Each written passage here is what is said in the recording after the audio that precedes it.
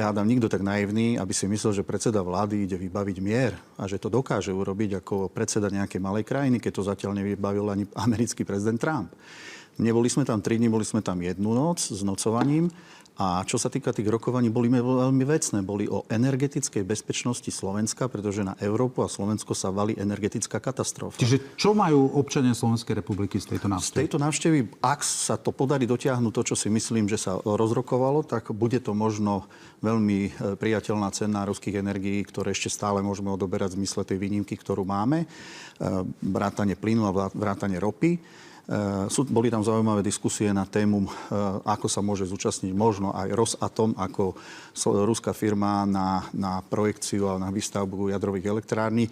Samozrejme v nejakom spoločnom konzorciu s Westinghouseom alebo s inými firmami. Je tu zámer postaviť novú jadrovú elektrárň alebo nový blok.